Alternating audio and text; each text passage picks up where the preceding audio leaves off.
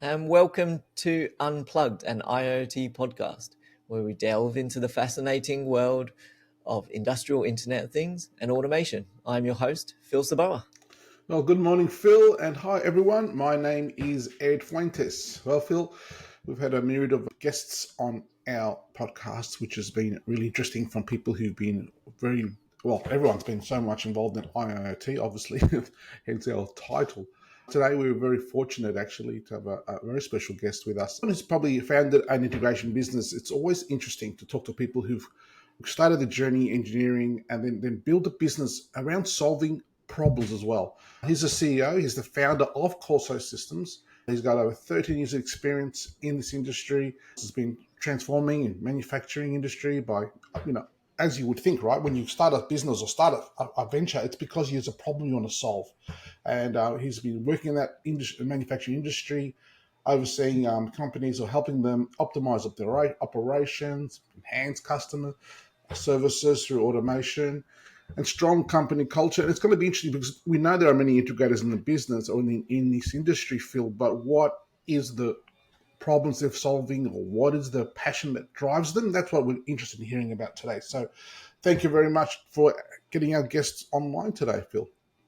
That's right.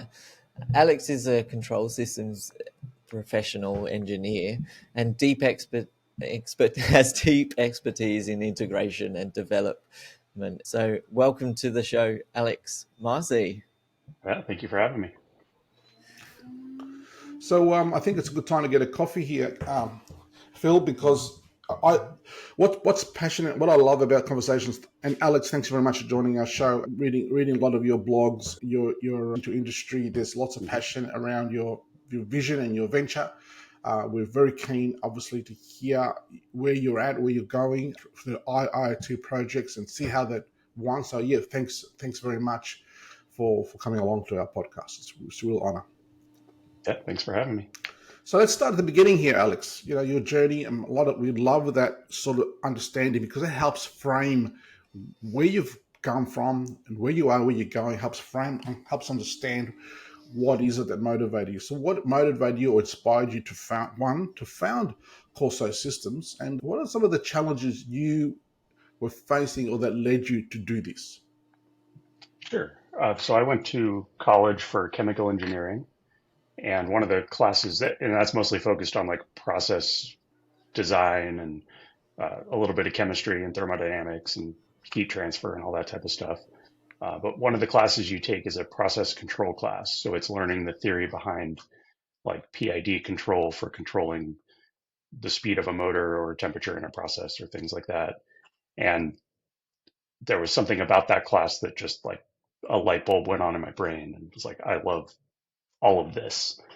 And there wasn't any exposure to PLCs or instrumentation or really anything at that point. It was just like you're taking inputs from a process and controlling the output to get to a desired result. And that just like the light bulb went on and that was great. So after college, I was trying to figure out how to get into manufacturing. And this was in 2006, which I'm sure everybody would say it's not a great year to find a job out of college, but I think I applied for like probably a couple thousand positions and had maybe a dozen interviews, some of which were related to manufacturing and some weren't, and ended up getting a job in Sonoma County working for their permitting department, based solely on the strength of having a chemical engineering degree because the manager there was a chemical engineer.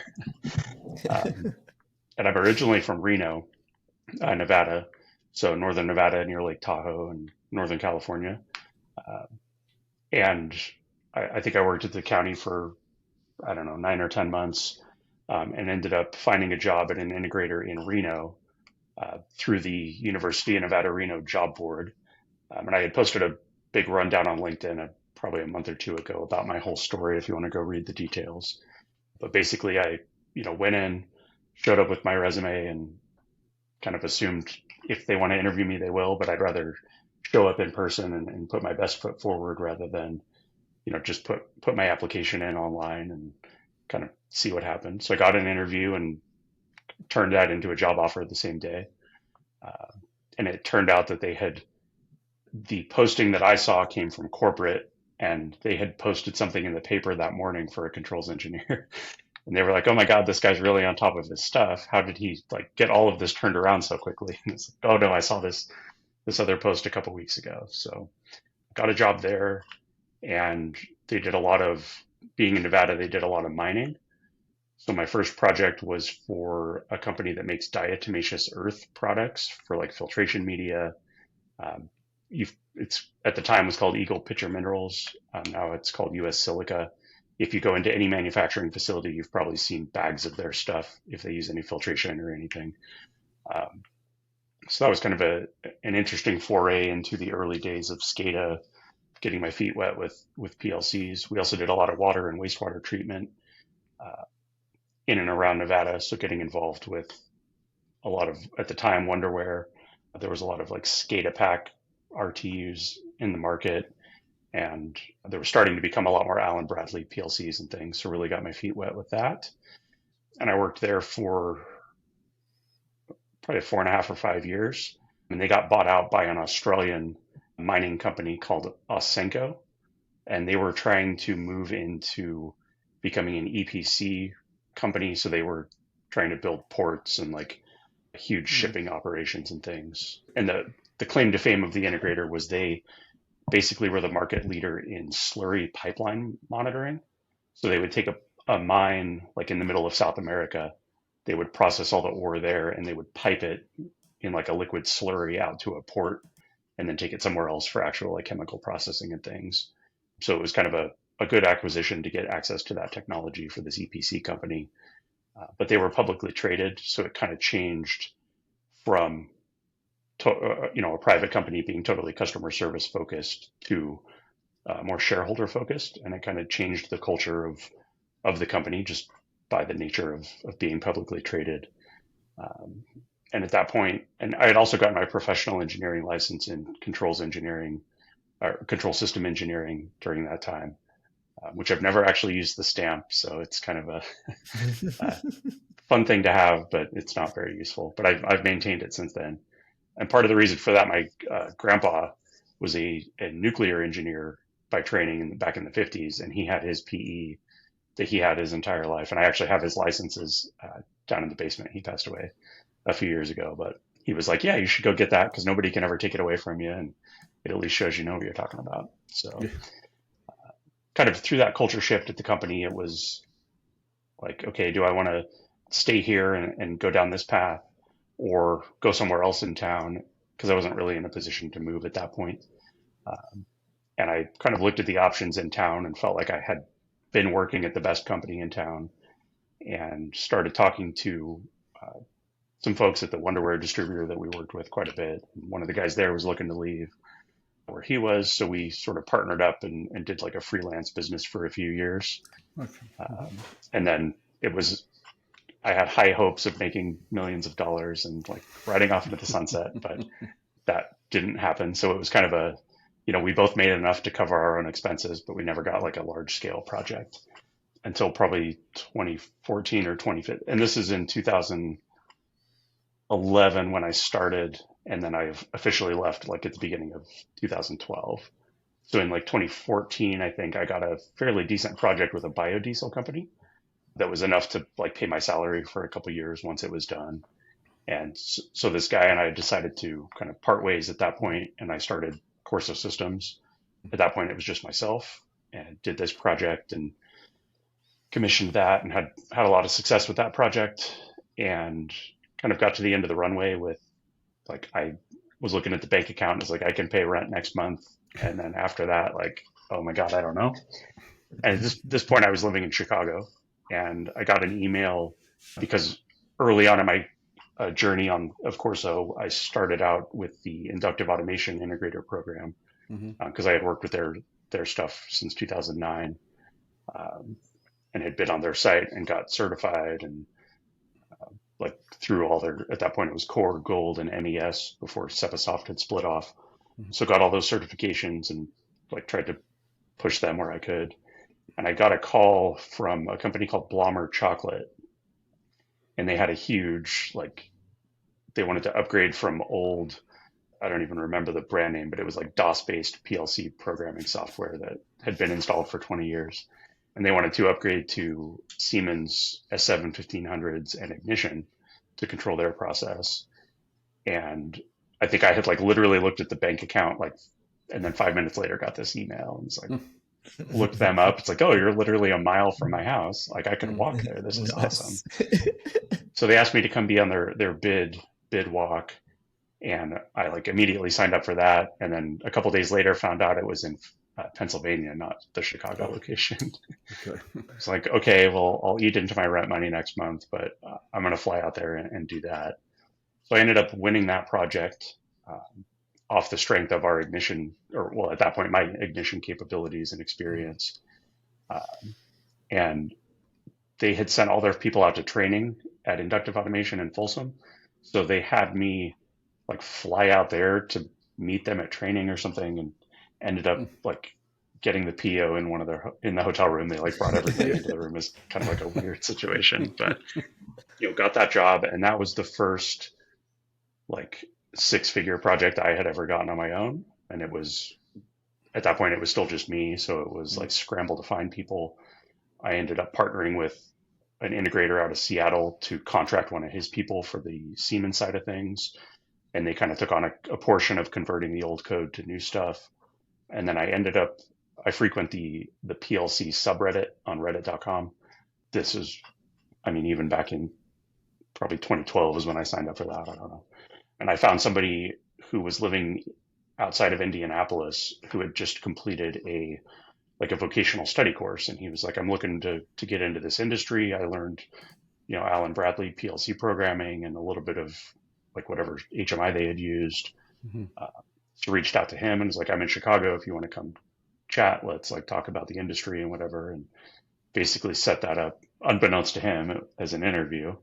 And I actually sat down with since he knew Alan Bradley, I sat down with the Siemens S7 1200 and Ignition and printed out like 20 pages of the documents and was like, here, like figure out how to turn on this like LED on the PLC. So turn on an output from Ignition by clicking a button.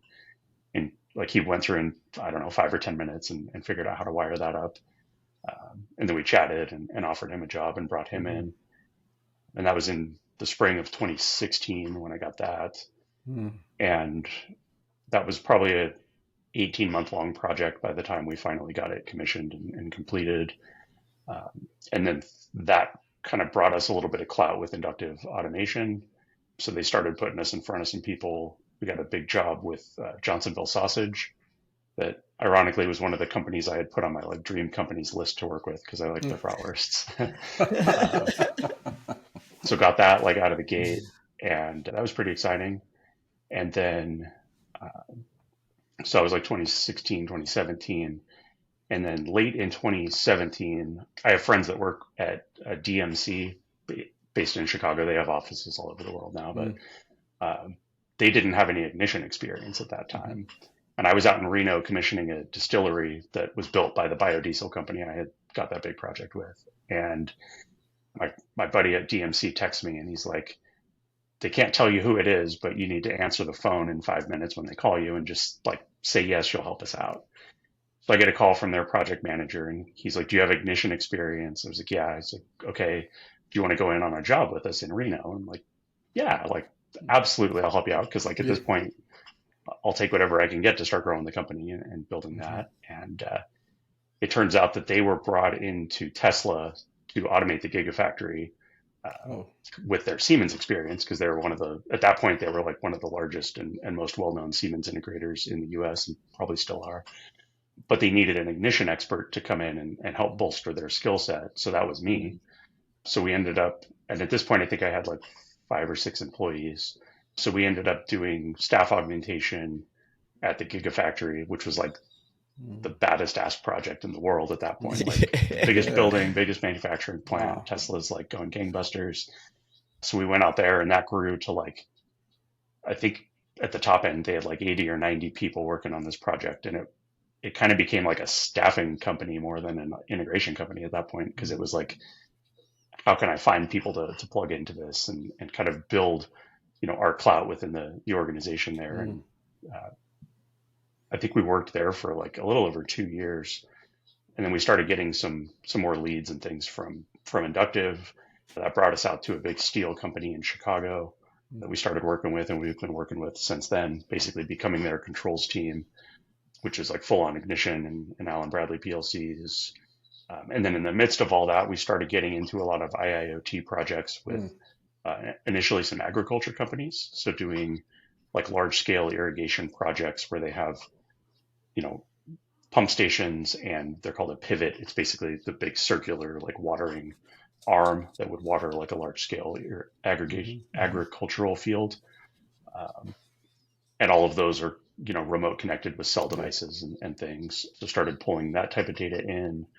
That gave us some exposure to like GIS integration. So I don't know what that stands for, but geospatial information services, I think. So basically tying in, okay, let's pull up a map component, which at that point perspective had just come out. So we were able to pull up like the perspective map component, map out where these pivots were, and build all the animations and data collection and flow and everything through that. And that was kind of cool. It was all OPC UA at the local level because I think it was a Schneider PLC running Codesys. So we ran the Codesys OPC UA server, and then we stuck a Raspberry Pi that was running the Codesys visualization. I think it's called WebVisu or something. So that was running there. So we wrote a Python executable that basically parsed out all the OPC UA data and translated that to MQTT. And then we dumped that up to a broker running on AWS. And that was kind of our like first major large scale IIoT project for this ag company. That was pretty cool. And then, you know, just kind of been going since then, picking up more interesting customers along the way, and supporting a lot of our older customers. And we also we did a big project early on with Alan Ray over at Era Energy, probably in like, I think it finished right before the pandemic. Like a couple guys took a train across the country with an Opto 22 Groove Epic that we like tracked with a GPS sensor. They're tracked across the country with pictures and things. So that was a big IIoT project as well, pulling in all sorts of data from their systems to get it into a new historian. And then we've done a lot more ag stuff since then, and just kind of, you know, been growing since there. But it's been a pretty fun ride so far, and lots of cool stuff on the horizon. Yeah. You certainly had a quite diverse and kind of weedy sort of journey there, from gigafactory to connecting, you know, agricultural farm infrastructure, and I'm sure there was probably everything in between as well. Oh yeah. I guess maybe you can talk to some of those challenges around, you know, growing integrator, and maybe what led to, you know, utilizing some of these IoT type infrastructure. I know probably you came from, you know, traditional, we need local PLC, we need local systems. I guess what was the driving factor to then start looking at these IoT initiatives? I think for me, it was, I know you had Arlen on the podcast recently, Arlen Nipper from Cirrus Link, who invented MQTT, along with Andy Clark. It was honestly, I had heard about MQTT for 5 or 6 years, and probably starting in 2014 or 2015 when they started talking about it on the Ignition site. And it was kind of like, when it didn't go over my head. I understood what it was, but I didn't see the value in it. And because nobody was asking for it at the customer side, until we got on a webinar with Cirrus Link to talk about their modules, and he did the demo where he like clicks enable on his device or on his broker connection, and then it spits out like this huge chunk of tags automatically. And it was like, why didn't you start with that? Like, you've been just talking pub sub architecture and like all this stuff that, like, no offense to anybody, like, it doesn't matter from the wow factor perspective, but you click enable on your broker, and now you've created your entire production line with tags, and your data is automatically flowing. Like, that was really awesome.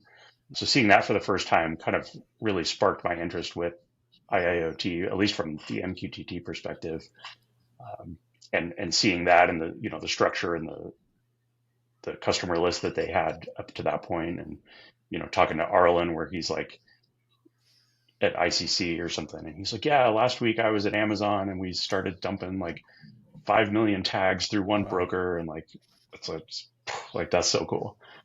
So it was really kind of getting exposed to like the cool factor of that compared to, click browse devices in the designer and like you navigate your PLC structure and controller tags. It's like, I don't know, that's kind of a hassle, but seeing the power of MQTT was really cool.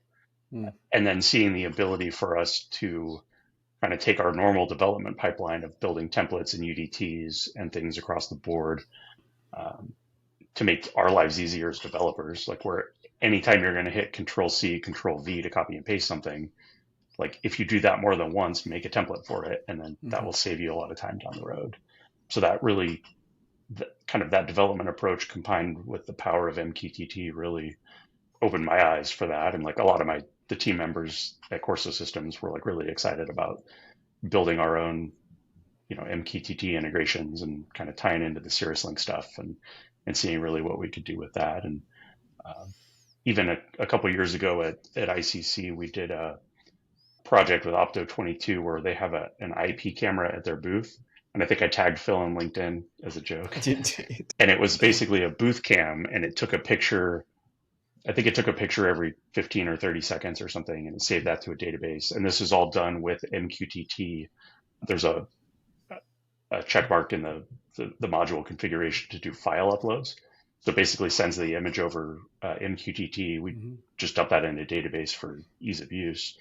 And then we made a time lapse of the entire conference from this camera. That was kind of cool. You could see everybody there. Yeah. And we did a bunch of like group photos and somebody would click update on the screen to take an image right then instead of waiting 30 seconds. And like, I don't know, just seeing really cool stuff that like, that would be a nightmare to integrate without MQTT, but because it's enabled on this camera, you could literally check a box and like pull it into the broker and you have the ability then to do a time lapse of an entire conference that now is like standard on the Opto22 booth. So I don't know, just like really cool stuff that IIoT enables at that point. That's like well outside what people would typically think of with manufacturing. Like you're never going to see that on an episode of How It's Made. Like people in a factory don't necessarily care, but the ability to build that is built into IIoT technologies and like opens the door for cool things like that then you could apply back to a factory pretty easily. So it's almost like a light bulb moment there as well, Alex, when you understand one IoT and then the underlying technology that enables IoT to take effect, bring value. I sort of got that sense from you that when you saw the MQTT, oh yeah, we understand. Then that instant data was created, not created, but available to so many users because of this technology. And then all of a sudden, I can imagine you in that journey. This is great. We should just use it everywhere, right? Because that light bulb moment happened in you, which is fantastic. And we see that happening when people sort of catch it, right? They understand, I get it. I understand what it can do. Beyond the technology, what can it solve? So, I picture, Alex, and I'm trying to get as well, when you do these projects, because one thing is knowing that it can do it. How do you then translate that to value to the customer? How do you when you're doing these projects and say we're going to implement IoT or whatever you call it, because they've obviously called you to fix a problem. So when you do these projects, help us understand with these principles what made the big difference, not just for you but for your customer. Give me an example of how that happened. I think for the ag project specifically, it was like you no longer. And maybe this is bad from like my business perspective, but you no longer need to call me to add pivots to your system. You literally just bring them online with the hardware that we have spec'd out. And then you flash this Raspberry Pi with this image and turn it on and it will automatically connect to your broker and your data is immediately available to you. And you have the coordinates of where this exists already from the customer site. So you just when you set up the system, you input that data into a form and it automatically populates on the map. You automatically get all your data flowing across, all your alarms and historical trends and everything. And it no longer requires that you're reliant on an integrator to do that, because a lot of times it'll be in a factory. It's like, okay, we need to add, we have at Blommer Chocolate, it's like we have 5 refining machines that smash chocolate powder into dust. And we need to add 6 more to the system. It's like, okay, well, we need to go in and we need to map all these different tags. We need to connect to the PLCs, make sure the networking infrastructure is there. And like, that's going to take 2 weeks at time. But if you're taking that from an MQTT perspective, it's like, well, you set up all the communications and everything up front. So we know it's coming from this IP address with this topic name and whatever, based on the configuration that you built into the like customer profile for that site. So now you bring those online, and that takes however long it takes for your electrician to wire stuff and plug in the network cable and turn on the cell modem, which you have to do anyway at the factory because you still got to wire everything in and connect all your PLCs and devices. But now you don't have that extra 2 or 3 weeks of effort relying on us to go in and add all that data. You don't necessarily have to train a technician on how to do that. You just like tell the electrician, here's what you're going to do. We've already preloaded all the files, plug it in, and like then the job is done. And you at that point, then you have 2 additional weeks of data, start working with at that point, and it's immediately available. So that's definitely been one way is removing the need for integration services because you can build that up front and make it easier on the customer side to get that implemented. And I think the other piece is, especially IoT focused, if you're looking at like these ag projects where these fields are out in the middle of Kansas, like your cell modem connectivity might be spotty throughout the day. So if you're just looking at a normal OPC UA connection, you're going to lose a lot of data throughout the day because it's not being able to be pulled. But with MQTT and just basically the built-in settings, you can enable store and forward and not have any data loss, even with crappy infrastructure that you have no control of on these cell modems a lot of the time. So that can also save customers a lot of time and headache and regulatory hassle and everything. So yeah, well, and in solving these problems, and I'm assuming here, Alex, that when you actually build upon project to project to project using IoT and all the technologies, there are probably sometimes many ways to solve problems. But I suppose over the time you've built with your business best practices on how to roll out IoT. And that's what, obviously, that's what created Corso to be that sort of leading company in IoT because of the skills and the practices you've developed in the business, because of the engineers you have, solving customers' problems, you would have gone through a step. So what are some of the key practices? Let's talk about some of those that you would recommend for engineers that are working on IoT projects. What should they be thinking about or making sure they're ticking? Yeah. I think for us, it's kind of separating out the control logic with the data. So customers may, I don't know, I went to a food company one time that they were like, here's how you program a valve and here's how you program a VFD in the PLC. And it's these exact data points and things. And the logic needs to work this way and have these interlocks and these safety measures. So you're following that on the PLC side. So dealing with the logic and moving that out to like an IoT perspective where I don't necessarily care what the interlock is for the pump to start it.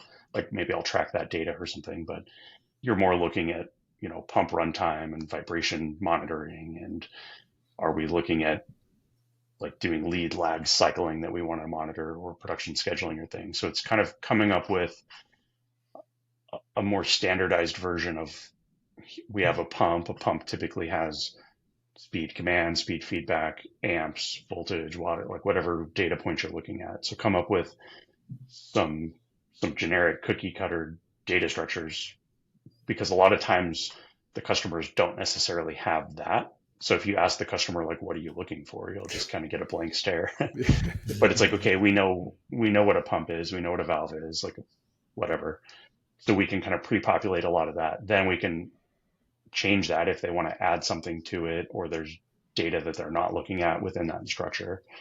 So I think a lot of the best practices are kind of coming up with things that have worked well in the past for monitoring this equipment. Because at the end of the day, it's like pumps and valves and temperature and pressure sensors, and like it's not super complicated in terms of what the data looks like.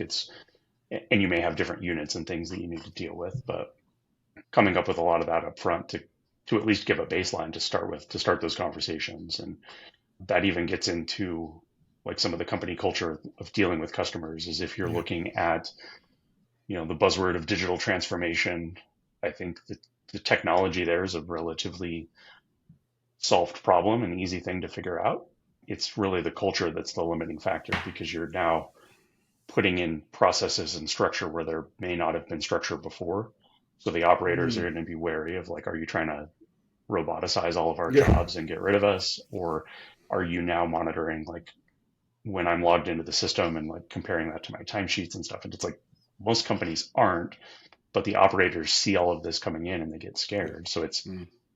helping build the culture kind of That's good. properly at that point. And, even from an engineering perspective, it can be, if the engineers at the customer site aren't necessarily well versed in IoT, like, they might feel like, okay, you're coming in and like making me look stupid because I don't know all the buzzwords and all of this. But it's it's like, well, we can get you up to speed with all of that quickly. It's not like you're building these complex OEM systems that like Mm.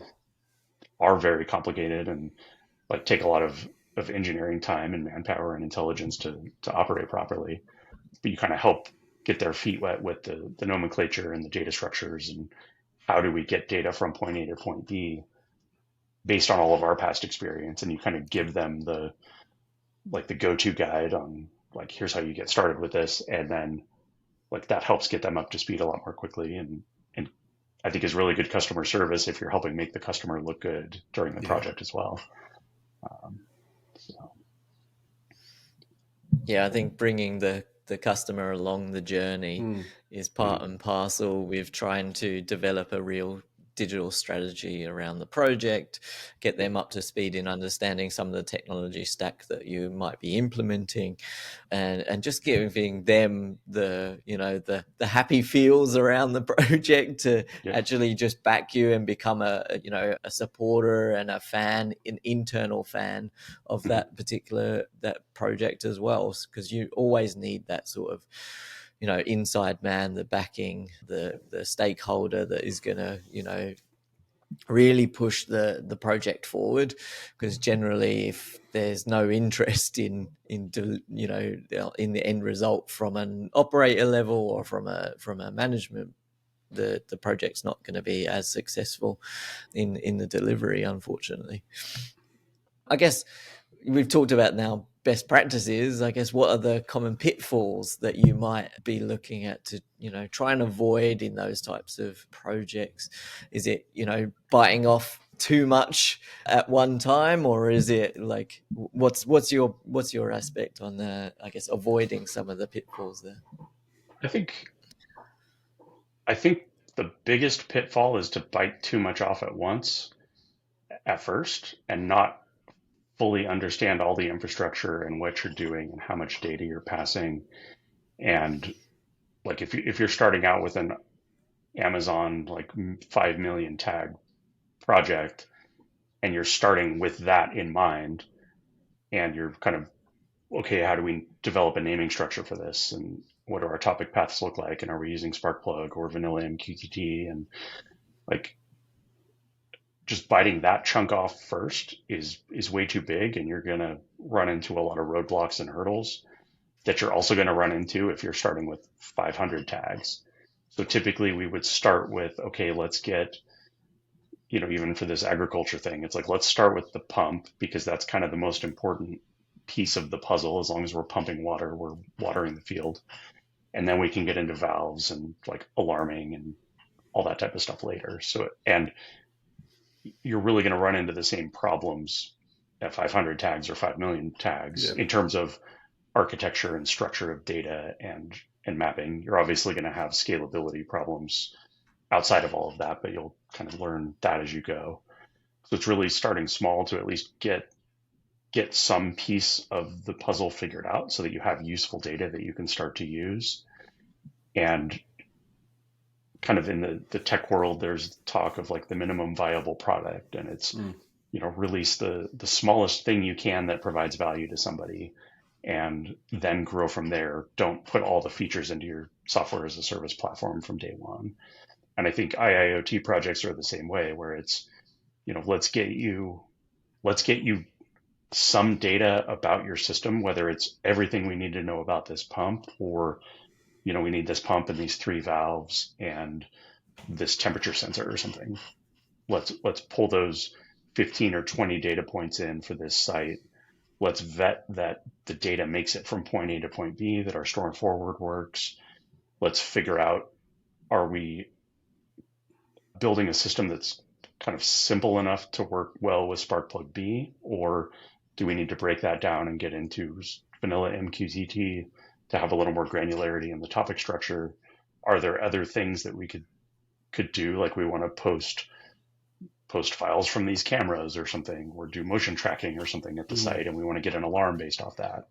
That you can start to figure out at the small scale, and then for the purpose of like this ad company, we can start to replicate that site over site over site, and then we can start to add to that once once their engineers and their customers are comfortable with the data that they're looking at.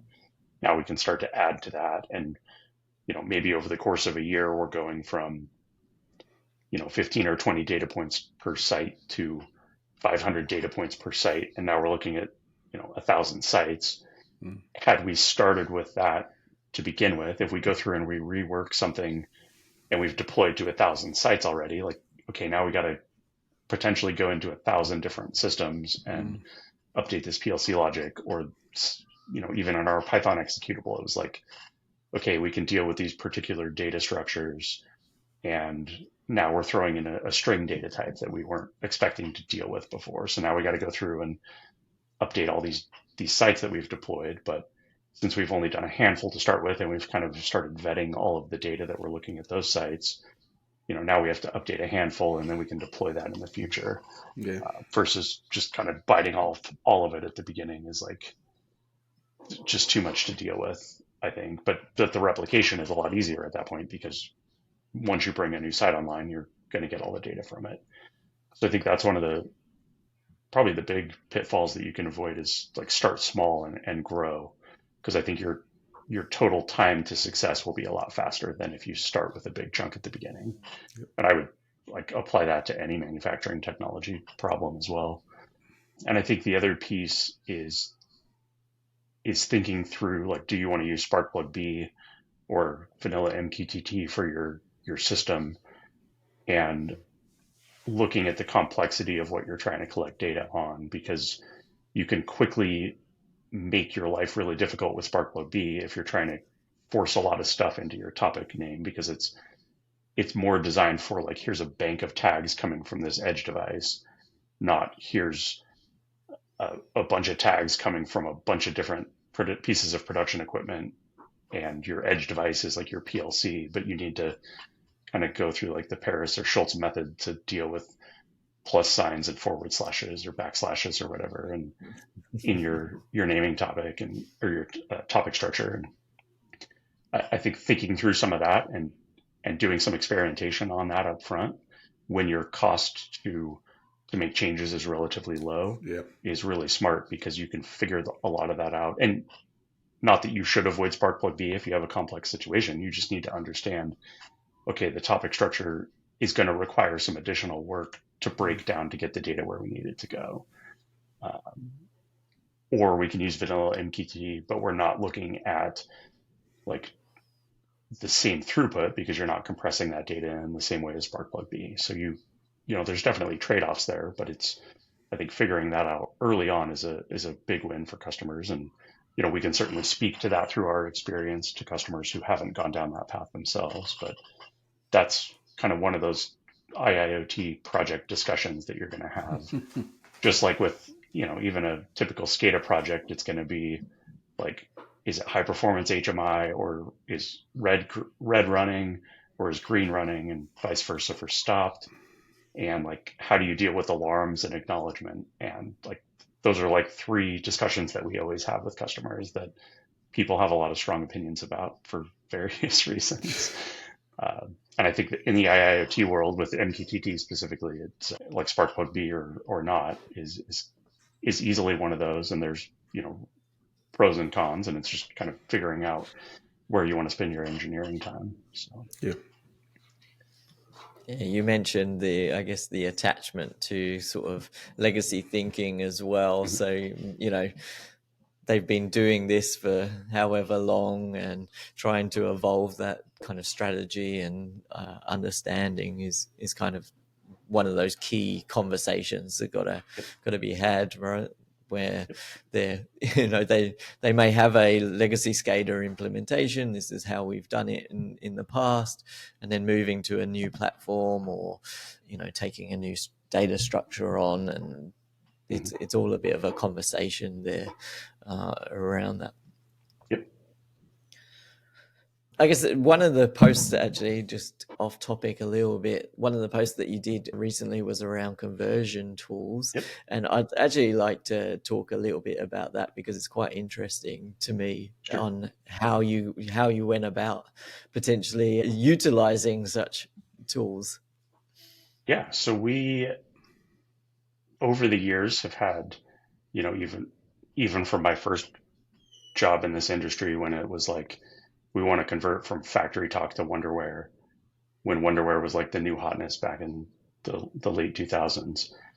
Converting from a legacy system to a new system has always been a project that integrators, I'll say, get to deal with, because it's complex and nightmarish, and there's a lot of unknowns that you don't know when you go into it, that you'll figure out when you get into the code. And if you had a really good integrator build the original project, your life might be fairly easy, but like, there's always changes along the way, and 15 different companies had their fingers in it, and like, can get kind of scary.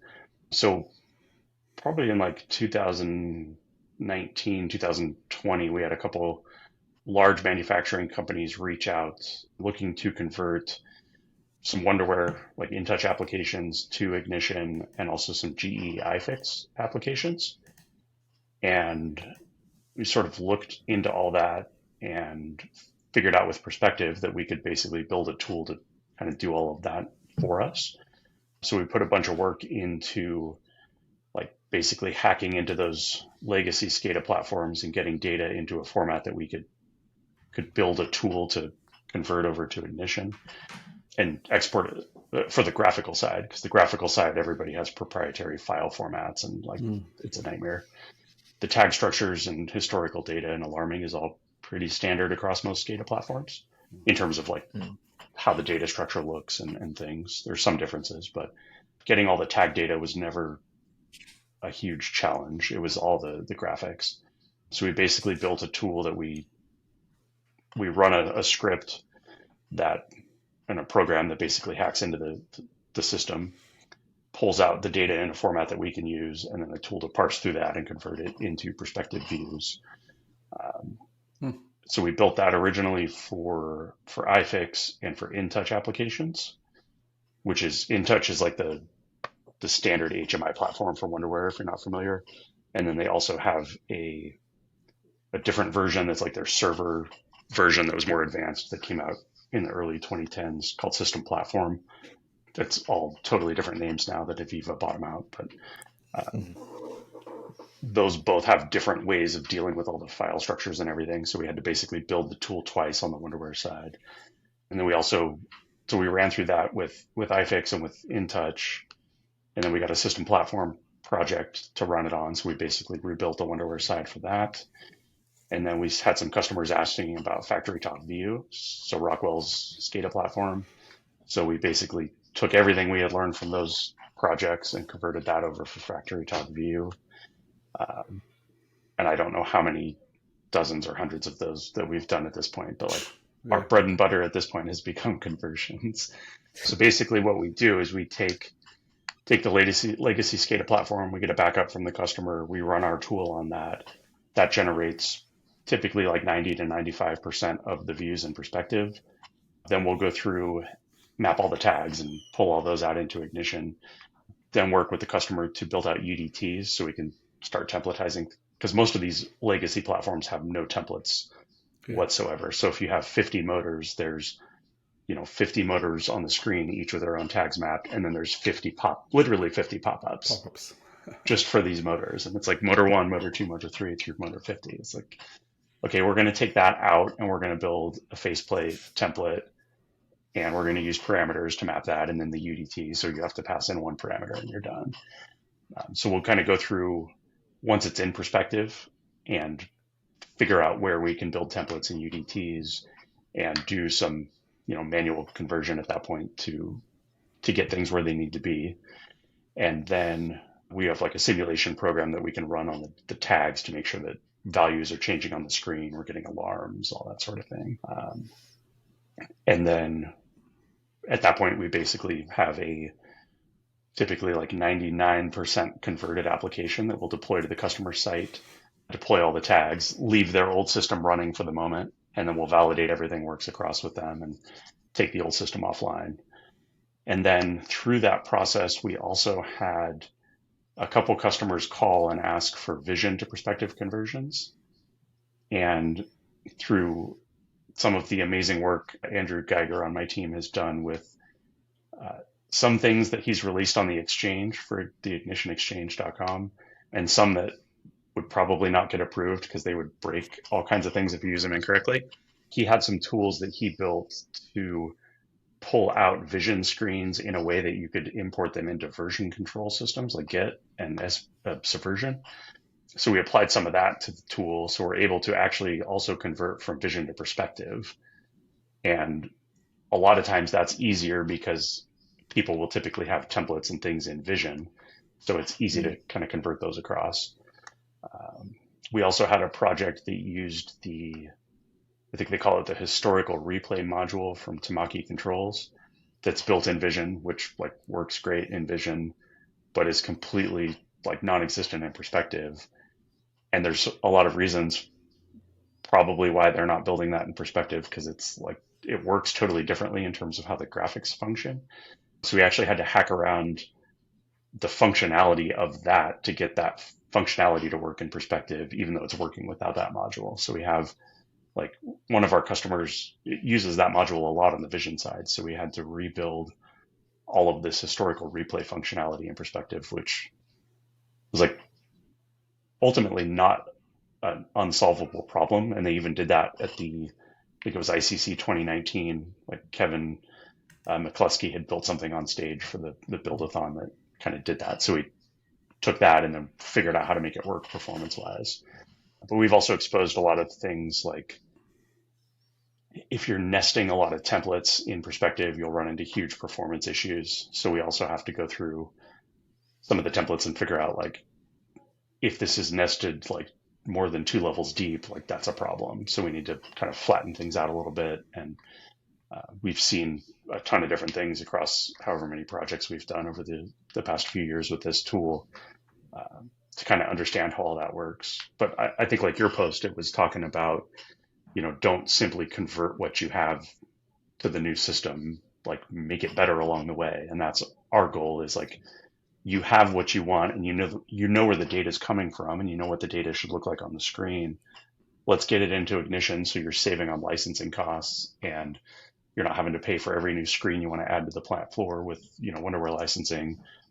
But let's also make it an Ignition project from the ground up so that we're taking advantage of templates and UDTs and different like client structures and project structures. And there's easier ways to do alarm notifications in Ignition than other platforms. Like never will we take it one-to-one because that's unless somebody had developed the perfect application with templates and data structures and things, great. But like I've never seen that happen because it's harder to do that in the legacy platforms. So yeah. So typically it's, let's take what you have because it's easier to understand where all your data mapping is coming from to the screen to your tags without us having to click on it. 'Cause even when I've done manual conversions before, it's like, oh crap, I missed this tab. Like in Factory Talk View, I missed a tab on the animation thing on this button.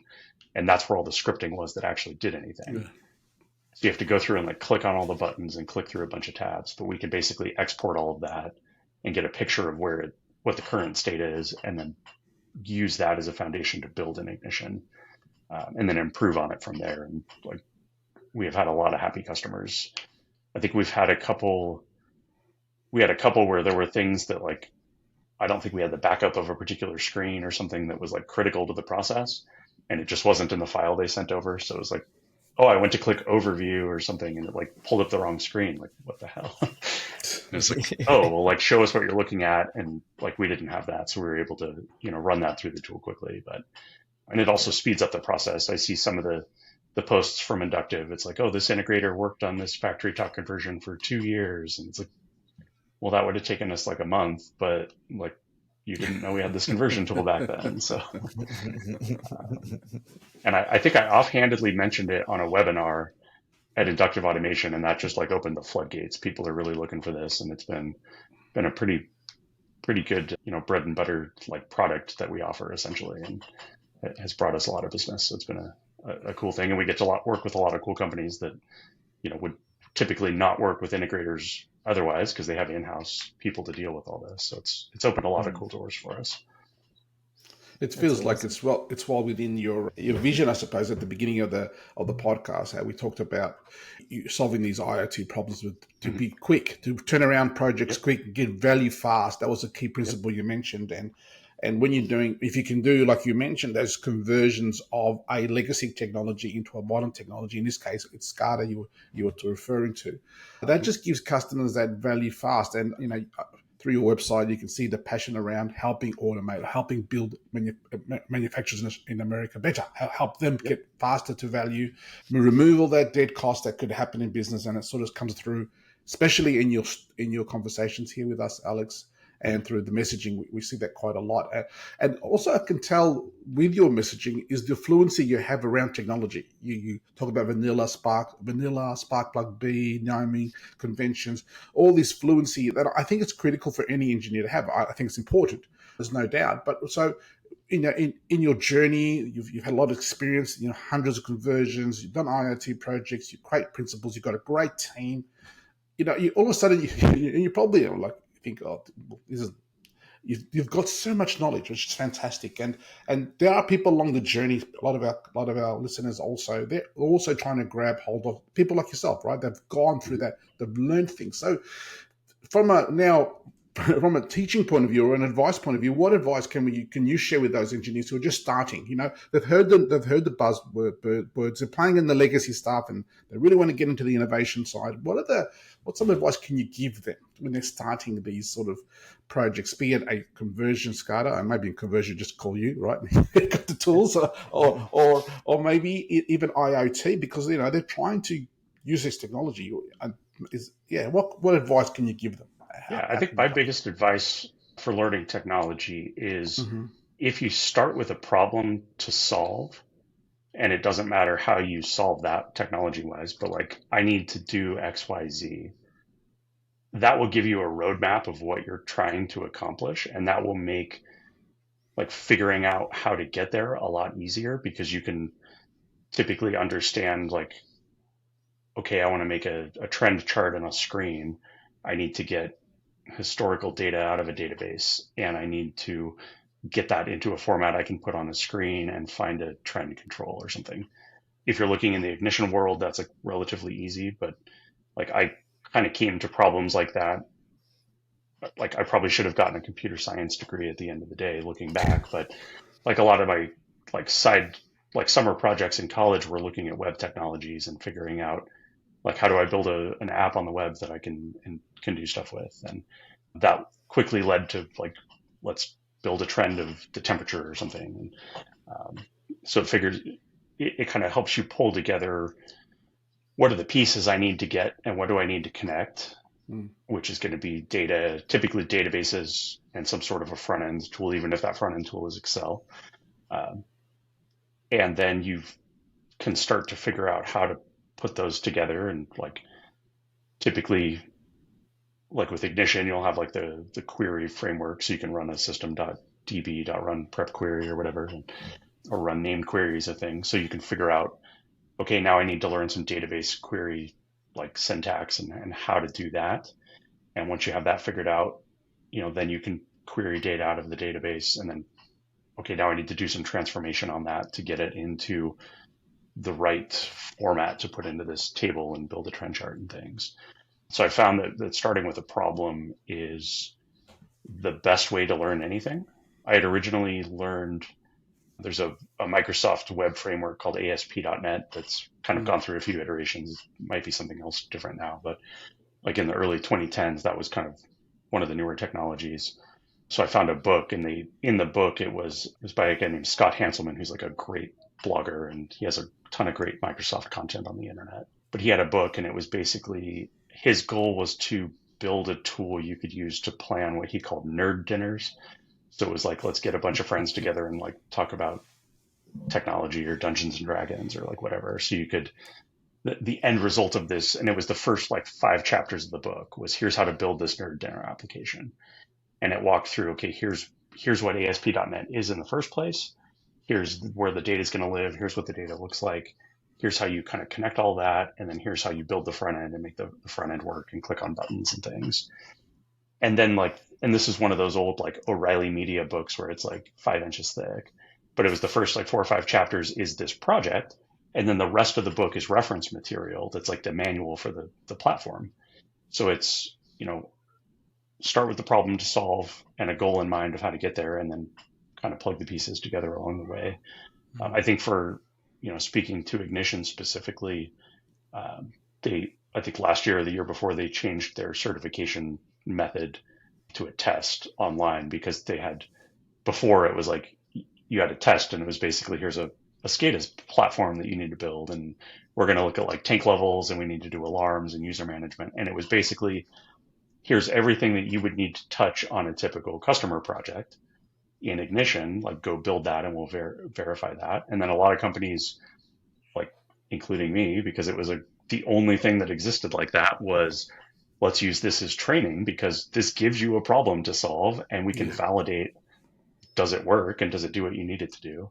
So they moved away to this other test for the core certification. But then they also, and I've been like hawking this a lot lately, is the Ignition Design Challenge. And I think it's probably a little bit beyond the scope of what the original test was, which is good. But it basically gives you that type of a format of, okay, we need to like connect databases and do this and this and this, which I think gives you that problem to solve, to learn the platform, which, like, while I think Inductive University serves a good need, definitely from a marketing perspective, and I think Ignition Universities or Inductive University is great for people who are coming from Wonderware or Factory Talk View and like they know what the stuff is, but they don't know where it is in Ignition. I think it's a great tool to be like, okay, I want to look up tag bindings or alarming or whatever. I think if that was the only tool you were learning Ignition from, like that would severely limit your output capability. But I think this Ignition Design Challenge kind of encapsulates my thought process of projects, which is like, let's have a problem to solve, even if it's like a 1-paragraph thing that I'm going to have a junior engineer take on this task as a larger part of the project. Like, here's the problem we're going to solve. Now let's work through understanding how to think through problems. And it's also important to understand how to learn. And I think that was, the most important thing I learned in school was like how I learn best, because most of the classes were like, you show up on day one and they give you the syllabus and then the next homework assignment and you go home. And you show up in the next class, and like, if you did the homework, great. If not, we're going to go through the homework and like show you how to do it. So you kind of like give people a few reps to get their feet wet with things and help them along the way, and point, the junior engineers like, okay, I'm going to give you a few breadcrumbs down the path. I'm not going to necessarily give you the answer, but like, here's what I would Google for, or here's where I would look in the docs, and maybe give them 3 or 4 things to look at so that they kind of get a feel for how the documentation works, and then dig in from there. And then that applies to, really any technology. And even going back to the first guy I ever interviewed, it was like, okay, we want to turn this light on this PLC, and the code is already in the PLC, and here's the list of 50 different tags that you'll need to run through to figure out which one will work. And here's the documentation that explains those tags. So like, here's all the tools and information you need to assemble them. Now figure out how to assemble them yourself, and like ask questions along the way. And I think even having access to LinkedIn or, different folks on your show or things, like you can reach out to people and ask questions along the way, or like the PLC subreddit or whatever. It's like, take advantage of tools available and people that are out there, because we need more people in this industry. So like, a lot of people here are willing to help. And even if we, go up against different integrators on projects and things, like I'll see them at ICC and like, we're we're friends because we're all like trying to build up the industry and get more people exposed to what we're doing, because it's a blast to do this type of work, and like you get to have your hands on hardware and software, which like doesn't exist in a lot of industries. So Yeah. like the possibilities are kind of endless. So You No, definitely it's get to play up with a lot of cool tools. yeah. it's what we enjoy, I think, and that's the part. I think Phil and I, we're right. We met a lot of people through the podcast, but even our own journeys, being engineer or technical, you're right.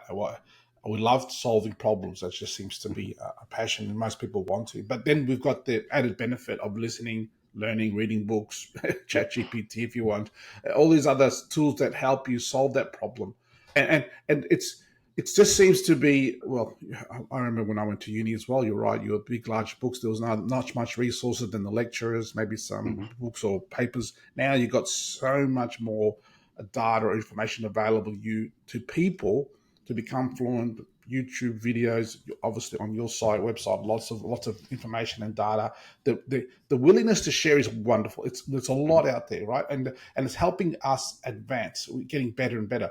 You've seen a lot of advancements, I suppose, yourself there, Alex. The trends that have adopted. You mentioned IoT, when the light bulb, spark plug be great. How do we manage vanilla? Is it vanilla MQTT or spark plug around those templatizing or building tools that convert one legacy SCADA into a new modern SCADA? So you're seeing Hmm. advancements. So what about ahead? What does it look like? What do you think is happening? What are the trends you're seeing that are coming now that can make big differences, let's say, to these companies? Because all that is about is helping manufacturers be better. So what are you seeing that's coming on the horizon I think to follow? the moment we're in right now, we're seeing tools like Snowflake and Databricks get a lot of adoption, which I think moves us away from layering MQTT strictly on top of a SCADA system to make communication with the SCADA system easier.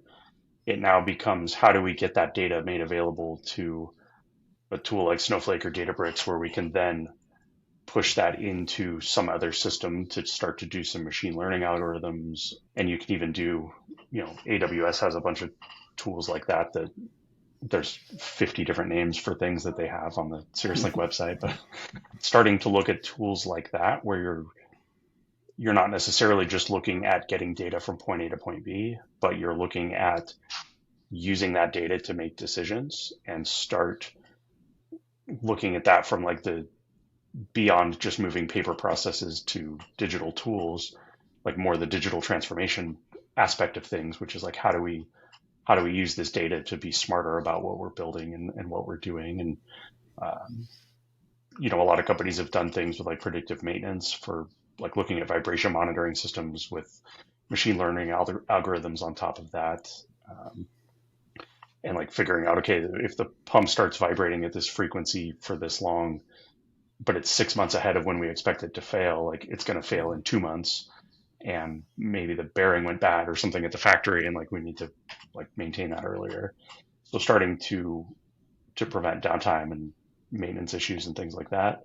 I also think a big push right now is like in the robotic space, because I think robotic programming, like a FANUC or a KUKA arm, at least in my experience, I haven't done a ton of it myself, but that's a very like niche and very difficult thing to learn. And that, like, it's not difficult to learn from a technical perspective.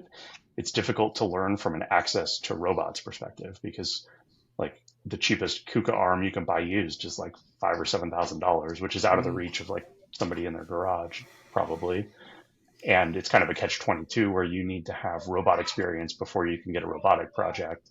So like, Yeah. if you never have it, it's like finding the entry level job out of college that wants 5 years of experience. That doesn't work. So I think there's a big push that we've seen a lot of companies for like, end of line packaging systems for building robots, that you can basically plan out all the motion of the robot with a vision system and some AI tools and things to kind of simplify deployment of those, because there's a huge benefit to using robotics in a lot of applications. We're starting to see them with like at the steel company in Chicago with CNC tending machines. So they have, instead of having an operator like load and unload parts for like operation one and operation two, they have an operator now fill conveyor lines, and a robot goes, and they have instead of one CNC machine that they have to flip the part over, they have, 3 CNC machines in a line. And based on the cycle time of the different operations, kind of like having like a washing machine with 2 dryers at home, because your washing machine goes twice as fast as your dryer. So if you have 2 dryers, you can do twice as much laundry. Yeah. So they take the longer cycle time and basically build out 2 machines for that. And it allows them to really increase their productivity with this robotic arm. And you still have the same operator controlling the machines. He's just able to control a lot more machines now because like you're taking away the manual aspect of that labor, but you're not necessarily looking at replacing the job. So I think like NVIDIA right now has a big push with some of their new chips to get into robotics programming and integrating with ROS, which is like the robotic operating system that's kind of a staple of the robotics world. I think we'll start to see a lot of improvements there to make accessibility for manufacturing companies to robotic systems a lot cleaner. I do think we've seen a lot of like robotics as a service companies as well, where you're basically like renting the robot and the platform, which like I think that's maybe the detriment to all of this is now companies are like required to sign up for more subscriptions for these type of platforms and Yeah. things, which like is great for the companies that own the platforms, but can be like a cost benefit problem for the customers. And even talking to Arlen, he's like last year at ICC is like, well, still 80% of my projects are totally on-prem. Like we're not using the cloud for a lot of stuff because it costs a crap load of money to put data up there. But and there's you can even get AWS on-prem at this point with like AWS Outpost. They'll send you a server rack and like give you all the tools that you need. You just rent this server rack instead of paying for cloud services. But I think robotics will be a cool space.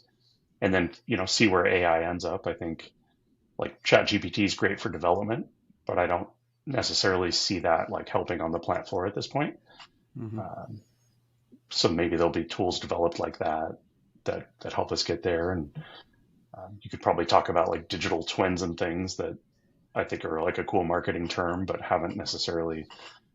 At least I haven't seen a lot of benefit from those, even from companies who have an entire like digital engineering team to build their twin, because like nothing like that ever works the same as it does in the real world. So there's still some limitations there. So maybe there's improvements to be made there on the AI side of things. And I think the growth of MQTT in our space has been a huge boon over the past few years. And now that that's kind of becoming commonplace amongst the different PLC vendors, that'll start to have a lot of benefit for people as well, and get into I know you've talked about unified namespace recently on the show, but like that can be a big push for people to get into, to actually start to make sense of all this data. And we talk about that as well on our website, and I wrote a book about it as well that you can get for free on our site. So that can be some cool things to look at next. But I'm excited to see where it is, because where I thought it would be at this point early in my career is like in a totally different direction, because like IoT came out and they were like, I didn't even know about MQTT back then. So like to not know that was on the horizon and see where we've ended up, it's pretty cool. So yeah, well, I love how it's all developing towards. I think you mentioned a lot at the beginning around that data. It's data, and getting access to the data, bringing it through the old. You have to connect to different disparate data sources, and I see that integration of getting more data is incredible. And I think you also said something interesting before. You think you started with 15 data points, then all of a sudden you need 500,000 or 5,000 data points. It's the same project, but more data. So I love that journey, especially now. I'm quite excited at the amount of data we're collecting and making use of it in different applications. Yeah, and even early in my career, it was like 2,000 data points was like the biggest project I'd ever seen. And like people were terrified of implementing that. And now it's like, God, there's 2,000 data points on like one piece of equipment. Like, Yeah. like we're looking at 500,000 tags as a decent sized project at this point, which like would have been unheard of back then. So yeah, every factory is a data factory, right? Yep. At the end of the day, and everyone's producing data at scale. Alex, thank you for your expertise, sharing your knowledge today on the podcast. We're really excited to have you on and talk about all these, I guess, sharing points that you've covered today. So we'd really like you, for anyone in the community to reach out to Alex and have a check out on some of the articles on his website. They're really informative, and really appreciate you being part of the community here. Yeah, Hey, thanks thanks, for having me Alex. on the show, and happy to be a part of it. And if anybody has questions about anything we talked about or anything in manufacturing, feel free to drop me a line and start a conversation. Well, there you go. That's an open invitation if I haven't heard of one before. Alex is quite good. And don't please, as Phil mentioned, follow Alex. He's got lots of information online. And don't forget to our listeners or to everybody to subscribe to Unplugged and IoT podcast for more conversations with industry leaders just like Alex. And thanks for tuning in. Thanks, everyone.